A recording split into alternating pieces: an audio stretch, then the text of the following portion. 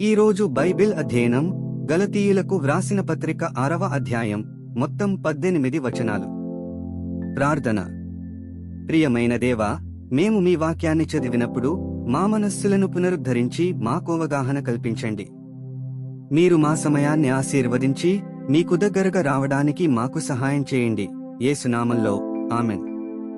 గలతీయులకు వ్రాసిన పత్రిక 6వ అధ్యాయం.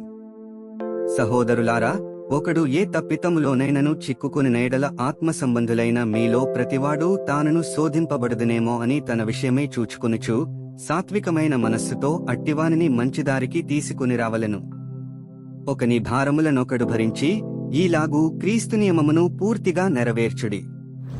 ఎవడైనను వట్టివాడయుండి తాను ఎన్నికైన వాడనని ఎంచుకునిన ఎడల తన్ను తానే మోసపరుచుకునను. ప్రతివాడును తాను చేయు పనిని పరీక్షించి చూచుకునవలెను. అప్పుడు ఇతరుని బట్టి కాక తనను బట్టియే అతనికి అతిశయము కలుగును. ప్రతివాడును తన బరువు తానే భరించుకొనవలెను గదా. వాక్యోపదేశము పొందువాడు ఉపదేశించువానికి మంచి పదార్థములన్నిటిలో భాగమియ్యవలెను. మోసపోకుడి, దేవుడు వెక్కిరింపబడడు. మనుష్యుడు ఏమి విత్తునో ఆ పంటనే కోయిను.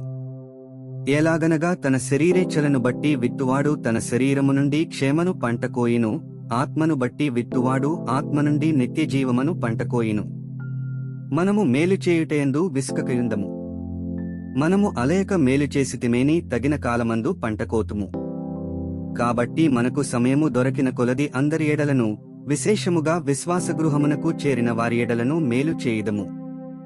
నా స్వహస్తముతో మీకెంత పెద్దంక్షరములతో వ్రాయిచున్నానో చూడుడి.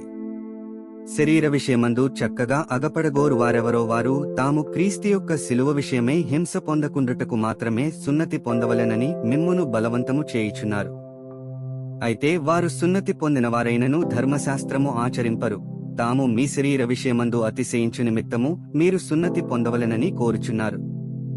అయితే మన ప్రభువైన యేసుక్రీస్తు శిలువయందు తప్ప మరిదేని ఎందునో అతిశయించుట నాకు దూరమవునుగాక. దానివలన నాకు లోకమునకు నేనును సిలువ వేయబడియున్నాము. క్రొత్త సృష్టి పొందుటయే గాని సున్నతి పొందుట ఎందేమీ లేదు, పొందకపోవుట ఎందేమీ లేదు.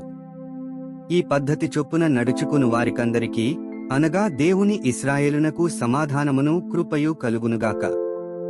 నేను యేసు యొక్క ముద్రలు నా శరీరమందు ధరించియున్నాను. ఇక మీదట ఎవడనూ నన్ను శ్రమ పెట్టవద్దు. సహోదరులారా, మన ప్రభువైన యేసుక్రీస్తు కృప మీ ఆత్మతో ఉండునుగాక. ఆమె.